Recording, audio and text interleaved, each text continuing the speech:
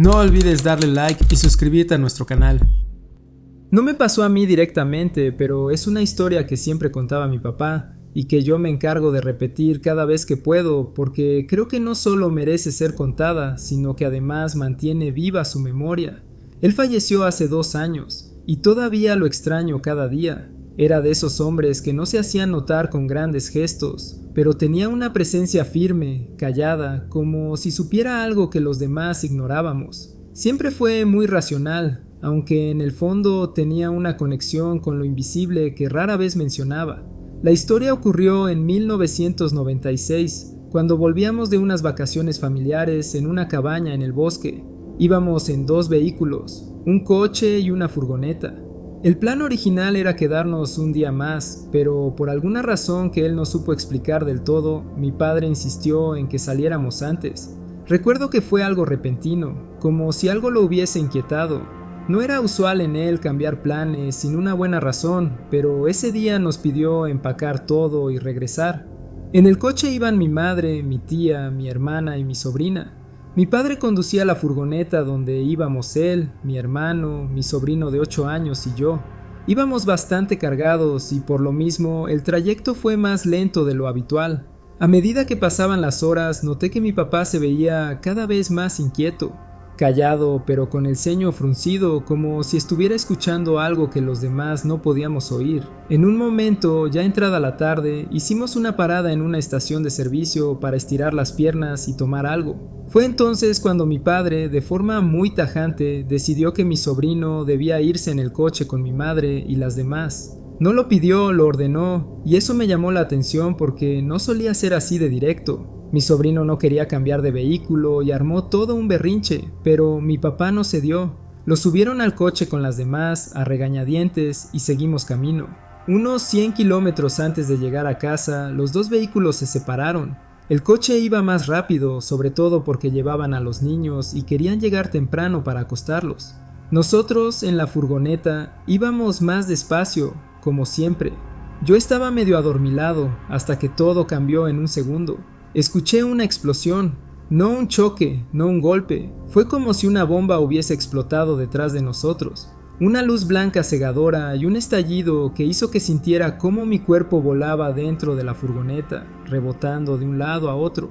Lo siguiente fue confusión total. Cuando logré abrir los ojos, estábamos boca abajo, dentro de una zanja a un costado de la autopista. Me costó entender lo que había pasado. Habíamos sido golpeados por un camión de carga pesada por la parte trasera izquierda de la furgoneta. El impacto nos hizo girar de lado a lado por toda la autopista antes de terminar volcados. Mi asiento se desprendió por completo del suelo en el golpe. Yo fui el que peor salió parado. Una herida profunda en la parte trasera de la cabeza me hacía sangrar mucho. Mi padre y mi hermano, aunque magullados, lograron salir por la puerta del lado de la carretera. Yo tuve que patear la puerta trasera hasta abrirla, temiendo que el motor empezara a arder. Estábamos en plena noche, en medio de la nada, y sin saber si el camión se detendría o si alguien nos vería a tiempo antes de otro accidente. Crucé como pude el canal que nos separaba del asfalto, tambaleándome, sangrando, desorientado.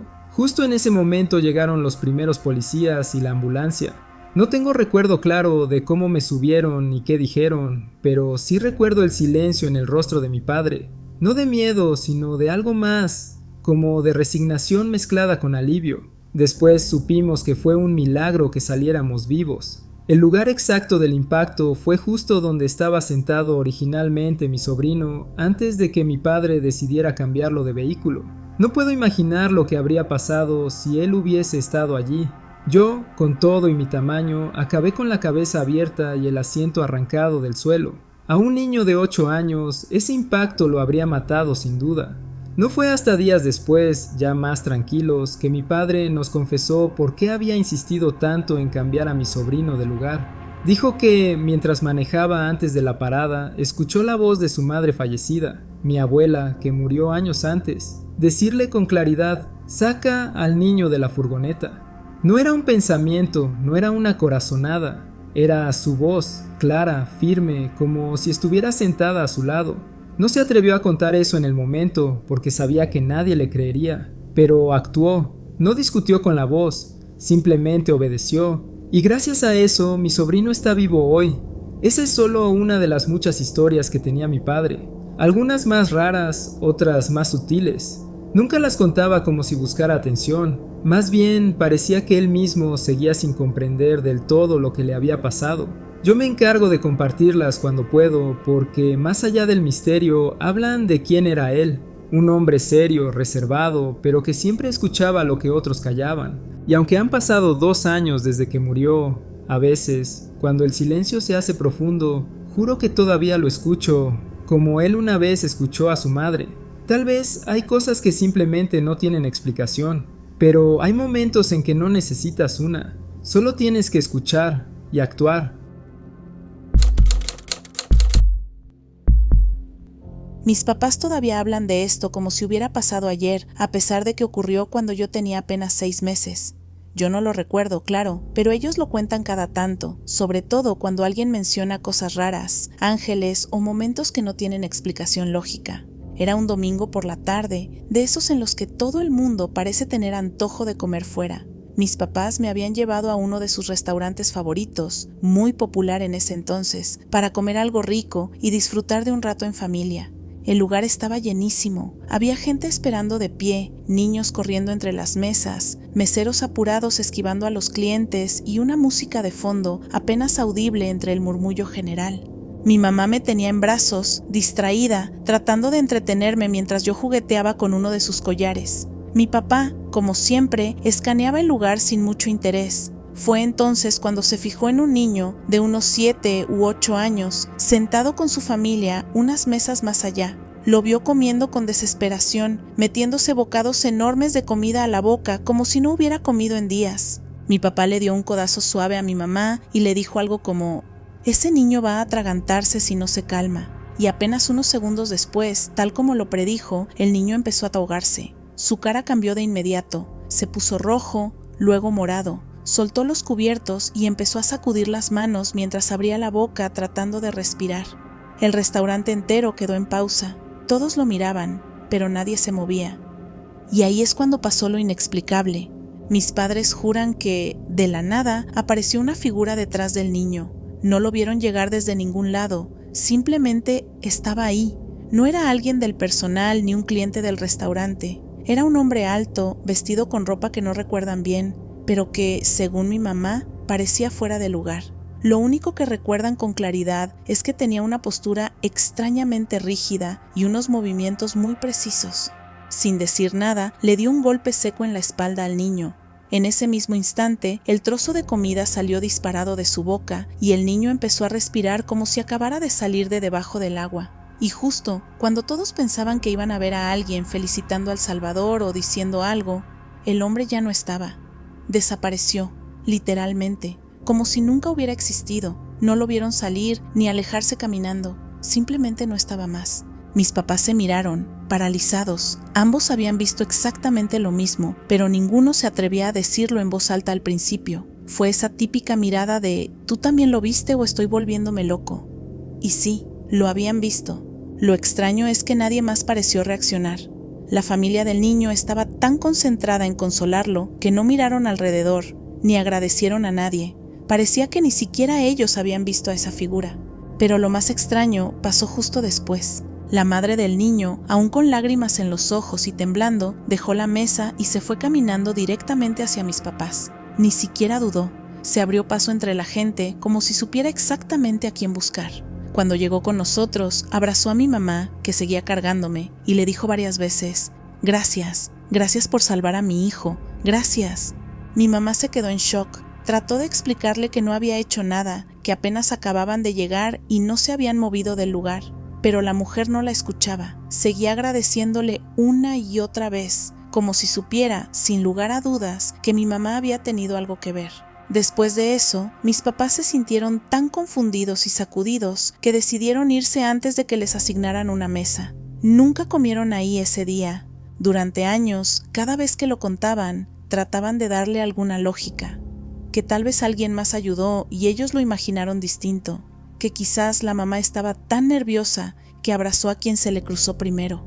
Pero por más vueltas que le daban, había cosas que no cuadraban. Nadie más pareció ver al hombre, nadie más reaccionó. Nadie más lo mencionó, y lo que más los desconcertaba era la forma en que apareció y desapareció, como si hubiera sido una especie de presencia temporal. Hasta el día de hoy, lo cuentan como una de esas cosas que simplemente no tienen explicación. Algunos familiares dicen que fue un ángel, otros creen que fue una coincidencia extrema, pero mis papás están convencidos de que, por alguna razón, ese día, ese lugar y tal vez hasta yo como bebé, estuvimos conectados con algo más allá de lo que podemos entender.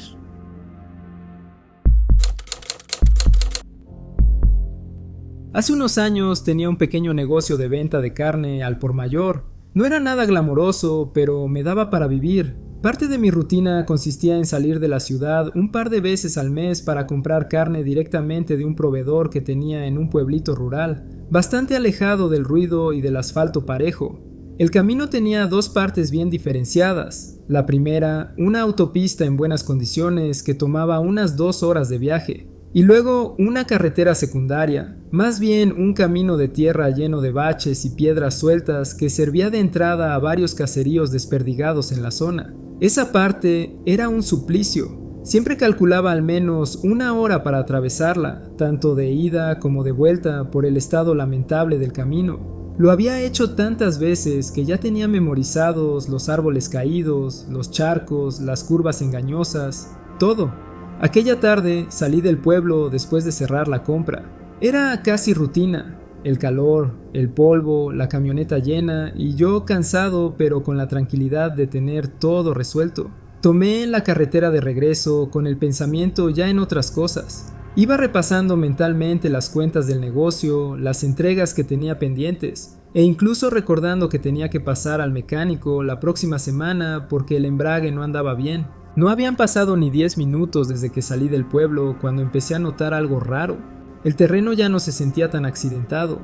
Miré por el parabrisas, ya estaba en un tramo que reconocía, pero no cuadraba con lo que debía estar viendo. Frené, miré alrededor, confundido. Ya estaba a solo unos 20 minutos de la autopista principal. Era imposible.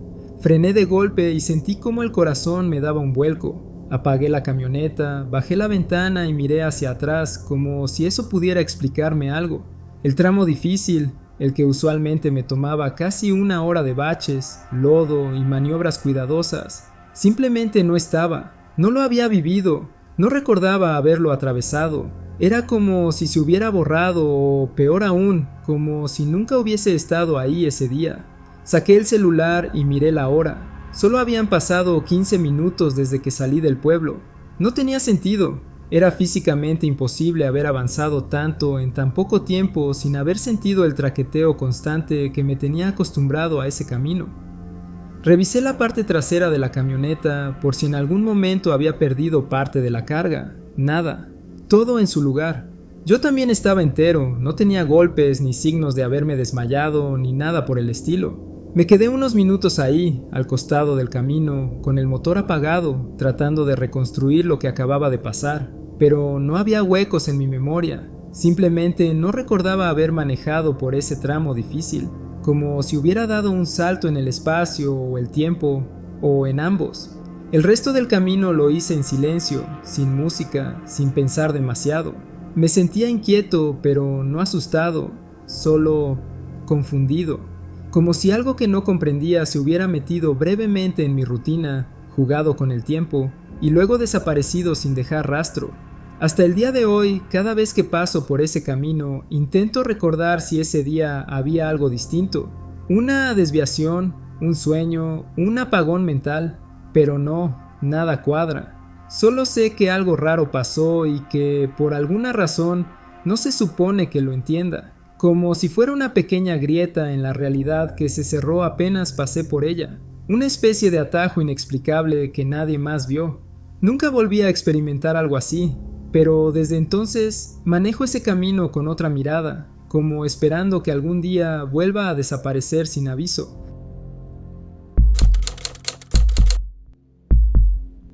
En mi familia siempre se han mezclado dos cosas, tradiciones religiosas muy marcadas y mascotas que terminan convirtiéndose en parte de esas tradiciones, aunque nadie lo planee. El mejor ejemplo, Toby.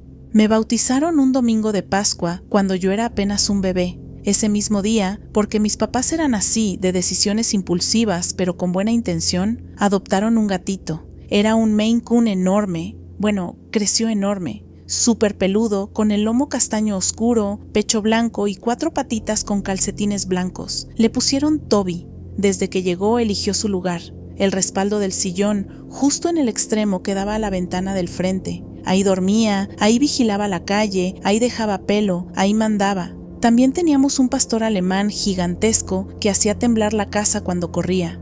Toby lo ignoró desde el primer día. No lo toleraba ni lo odiaba. Simplemente actuaba como si el perro fuera aire. Esa actitud de superioridad felina se volvió chiste familiar. Crecí con Toby. Para mí, Pascua significaba huevos de chocolate, misa larga y volver a casa a encontrar a Toby dormido en su ventana. Era parte del calendario familiar. Cuando tenía 11 años, llegó la Navidad que nunca olvidamos. Estábamos en casa, tele encendida, olor a comida, todos medio cansados pero felices. Toby cruzó caminando por debajo del mueble de la televisión, cosa que hacía 1000 veces al día, pero esta vez se detuvo a la mitad, se quedó rígido y cayó de costado. Ya no se movió. Todo fue rapidísimo. Mi papá lo cargó, mi hermano corrió a traer una manta, pero no había nada que hacer. Toby había muerto ahí mismo, en plena Navidad. Lloré como si hubiera perdido a un amigo, porque lo había perdido. Ese mismo día, mi papá y mi hermano cavaron una pequeña tumba debajo del gran roble que tenemos en el patio lateral. Lo envolvieron con cuidado y lo enterraron. Yo miraba desde la ventana con la cara pegada al vidrio. Ese árbol desde entonces dejó de ser el roble y pasó a ser donde está Toby. Pasaron los meses. El primer invierno sin él fue raro. El sillón parecía más grande. El perro empezó a echarse en el respaldo, como reclamando un lugar que había quedado vacío. Nadie lo decía, pero todos lo notábamos. Llegó de nuevo Pascua, el mismo ciclo que el año de mi bautizo, y como si la vida decidiera dramatizar, ese día cayó una tormenta tremenda, cielo gris casi negro, lluvia a cubetadas, viento que silbaba por las rendijas de las ventanas. Yo estaba en mi cuarto de arriba, mirando por la ventana como buena niña aburrida en día lluvioso, cuando sucedió algo imposible. Fue como una visión, una fracción de segundo en donde pude ver y escuchar a Toby. Estaba mucho más pequeño de lo que recordaba y estaba asustado, mojado, tenía frío. Estaba escondido entre las ramas del roble. Grité a mis papás, les conté todo y estaba desesperada. Les suplicaba que fueran a salvarlo. A pesar de que en un principio no me creían, finalmente, para calmarme, apagaron las luces para mirar mejor afuera.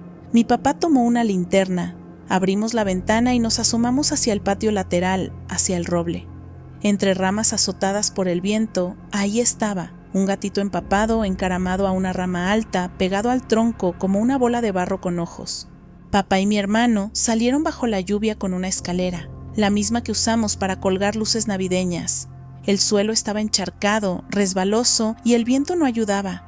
Yo miraba desde el marco de la puerta con una toalla en las manos, lista como si fuera asistente de cirugía. Después de varios intentos y muchas groserías en voz baja, lograron alcanzarlo. El gato estaba aterrado, pero dejó que lo agarraran. Lo entraron chorreando agua, temblando. Mamá lo envolvió en una toalla y empezó a secarlo por secciones. Cabeza, pecho, patitas. Cuando por fin la cara de pelo aplastado empezó a tomar forma, nos quedamos helados. El gatito era un Maine Coon, mismo tipo de pelaje oscuro, mismo pecho blanco, mismas patitas blancas.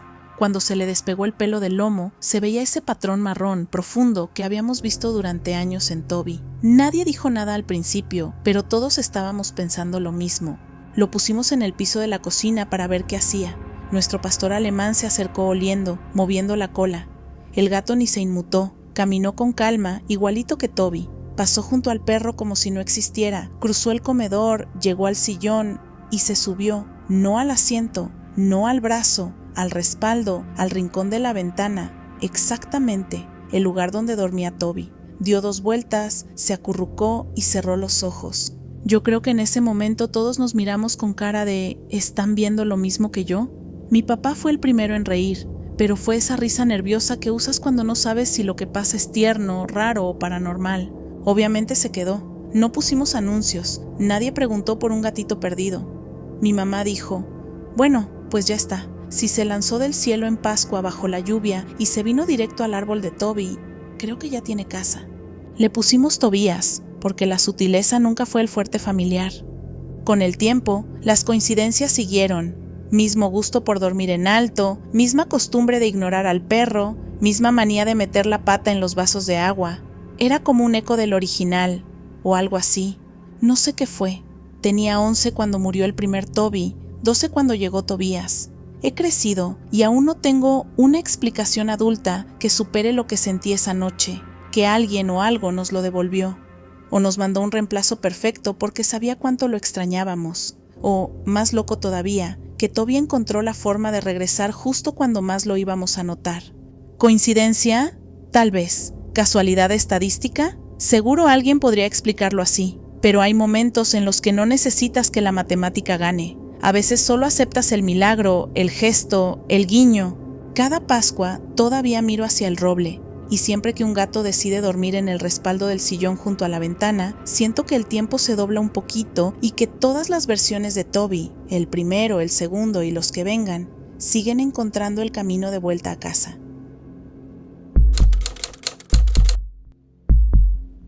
Trabajé en una heladería Ben & Jerry's durante un par de años, entre 2015 y 2017, cuando tenía 20 y tantos. Era un local pequeño, pero bastante concurrido, sobre todo por las tardes cuando salían los chicos de la preparatoria que estaba justo a unas cuadras. Los turnos de apertura, sin embargo, eran bastante tranquilos. Me gustaban porque podía ponerme al día con la limpieza, preparar los conos de waffle frescos y organizar todo a mi manera. Esa mañana había llegado con una molestia seria en la rodilla derecha. Desde que me desperté la sentí rígida, como si se me hubiera oxidado durante la noche. Me puse el soporte que suelo llevar en esos casos y me fui a trabajar igual. Ya estaba acostumbrado a lidiar con el dolor. Un poco de contexto, crecí siendo bastante atlético. Practiqué de todo, t-ball, voleibol, softball, artes marciales, algo de danza también. Mi cuerpo aguantó lo que pudo, pero a lo largo de los años me fracturé 9 huesos, sufrí 3 conmociones cerebrales y me disloqué la rodilla 3 veces. Para cuando llegué a los 26, ya tenía el cuerpo de alguien de 60. Me dolían las articulaciones cuando hacía frío, cuando llovía o simplemente cuando el día amanecía con ganas de fastidiarme. Esa mañana ya llevaba casi una hora de turno. Había terminado de limpiar una vitrina de helado. Tenía una torre de conos de waffle recién hechos enfriándose a un lado y estaba intentando mantenerme productivo, cojeando discretamente cada vez que tenía que ir de un lado a otro. Trataba de no hacerlo obvio, pero cada paso era como una pequeña punzada. Fue entonces cuando vi que un grupo de 4 personas pasó frente al local. 2 hombres y 2 mujeres. Todos parecían de 20 y tantos o tal vez treintañeros jóvenes. Solo las chicas entraron. Eran amigables, sonrientes y pidieron sus sabores sin complicaciones. Ya no recuerdo exactamente qué pidieron, pero creo que una de ellas quería algo con trozos de brownie. Cuando terminé de servir el segundo helado y se lo pasé a una de las chicas, le sonreí y le deseé un buen día. Me di la vuelta para volver a mis tareas, tratando de no arrastrar la pierna demasiado. Entonces me llamó. «Perdón, ¿estás bien?», me preguntó con una voz suave, con un acento que no pude ubicar, tal vez europeo del este o tal vez algo del Caribe, no lo sé, pero tenía un tono cálido, casi maternal. Me sorprendió un poco, pero le respondí con una sonrisa forzada. Le dije que no era nada, que solo era una vieja lesión, pero ella me miró como si pudiera ver a través de mí. Me dijo que parecía estar en mucho dolor, y lo dijo con una certeza que me incomodó un poco, como si supiera exactamente dónde me dolía y desde cuándo. Me dijo que ella y sus amigos viajaban mucho, y algo más que no entendí del todo. Luego me preguntó si podía tomarme la mano y hacer una oración. No suelo ser muy religioso y mucho menos con desconocidos, pero algo en ella me hizo sentir cómodo, como si no pudiera decir que no aunque quisiera. Así que acepté. Me tomó la mano con las 2 suyas, firmes pero suaves, y comenzó a orar en voz baja. No entendí del todo lo que decía. Algunas palabras eran en inglés, otras en otro idioma, pero mientras hablaba sentí que el calor de sus manos se extendía por mi brazo, y luego algo inexplicable, una sensación como de alivio físico, literal, subiendo desde mi tobillo hasta la rodilla. No fue solo una sensación emocional, fue algo tangible, como si alguien hubiera levantado un peso de mi pierna. La presión desapareció, El dolor, que había sido constante desde la mañana, simplemente se fue. Cuando terminó, me soltó la mano y me sonrió. Le pregunté su nombre, todavía medio en shock, y me lo dijo. Recuerdo que empezaba con M, pero por más que trato de recordarlo, se me escapa cada vez, como si no estuviera destinado a recordarlo del todo. Salió del local con su amiga, saludándome con un gesto amable. No vi a los dos hombres en ningún momento entrar. Cuando me asomé a la calle unos minutos después, el grupo entero ya no estaba por ningún lado. Desde ese día, mi rodilla nunca volvió a molestarme. Y no estoy exagerando. Pasaron los meses, los años, y esa misma rodilla que me había dado problemas desde la adolescencia dejó de ser un tema en mi vida. A veces me pongo a pensar si fue una coincidencia, un momento emocional que desencadenó algún cambio físico, pero siempre llego a la misma conclusión. Fue algo más. No sé quién era, no sé por qué se fijó en mí, pero estoy seguro de que esa mujer no era una persona común. Era como si hubiera aparecido solo para eso. Y aunque nunca volví a verla, nunca la he olvidado. Era un día entre semana como cualquier otro, justo a mitad de una rutina que no tenía nada de especial. Había salido del trabajo un poco antes de lo usual y como no había llevado almuerzo, decidí aprovechar para ir a comer algo. No tenía un destino claro en mente. Pensaba tal vez en una hamburguesa o tal vez un lugar nuevo que había abierto hacía poco unas cuadras más adelante. Iba sola, con las ventanas abajo, dejando que la brisa cálida de la ciudad se colara dentro del auto. No llevaba música puesta, ni podcast, ni llamadas. Estaba completamente enfocada en la conducción, presente, sin distracciones. Me detuve en un semáforo en rojo. Estaba en el carril izquierdo, detrás de otro auto que también esperaba que la luz cambiara. Mientras esperaba, miré hacia la izquierda, distraídamente, y vi que el tráfico en sentido contrario comenzaba a avanzar. Ellos ya tenían luz verde. Todo era completamente normal hasta que, justo frente a mis ojos, una escena absurda ocurrió. Un coche que venía rápido no logró frenar a tiempo y chocó con fuerza contra el que iba adelante. Fue un golpe seco, un impacto brutal. Vi cómo el auto de adelante se sacudía por la fuerza del choque. Lo vi todo, pero no escuché absolutamente nada. Y eso fue lo que me congeló. No hubo rechinar de llantas, no hubo estallido metálico, ni el típico sonido sordo del impacto. No hubo bocinazos ni gritos, no hubo nada. Era como si alguien hubiese silenciado una película justo en el momento del accidente. Lo vi perfectamente.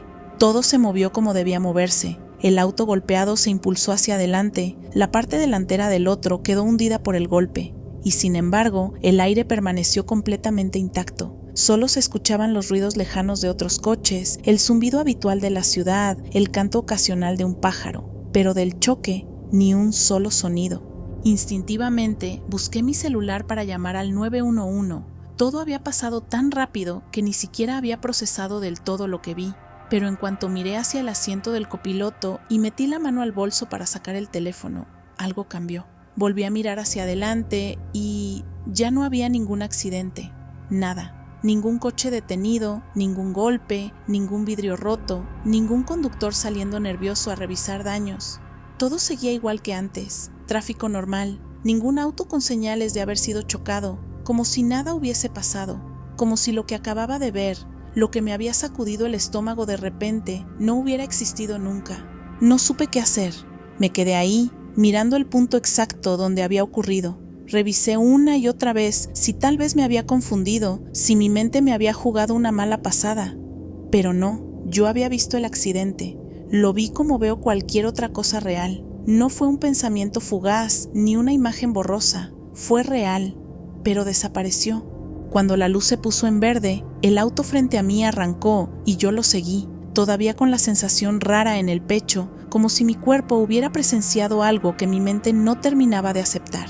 Llegué al restaurante y comí algo, pero todo el tiempo me sentí desconectada, como si hubiera salido brevemente de esta realidad y luego me hubieran metido de nuevo, como si algo se hubiese desajustado por unos segundos y luego hubiera sido corregido. A veces pienso que quizás vi algo que no debía ver, como si por un error, una línea de tiempo se hubiese colado brevemente en la mía, como si por un instante algo falló en el mecanismo que mantiene la realidad en orden. No he vuelto a experimentar nada parecido desde entonces, pero ese momento se me quedó grabado. no tanto por lo que vi, sino por lo que no escuché. La ausencia de sonido fue lo que lo hizo tan inquietante, como si la escena fuera real, pero incompleta. Y cada tanto, cuando estoy en un semáforo o cuando escucho un accidente a lo lejos, me acuerdo de ese instante imposible y me pregunto, ¿y si no fue un error? ¿Y si hay más fallas como esa todo el tiempo, solo que no todos las notamos? Gracias por su apoyo constante e incondicional. Nos emociona ver sus mensajes en cada video. Valoramos mucho el apoyo que nos muestran con cada like, cada comentario, cada suscriptor y cada experiencia compartida. Eso nos motiva a seguir creciendo y mejorando. Gracias por escucharnos, por compartir sus ideas, teorías, historias y por ser parte de esta comunidad de mentes inquietas.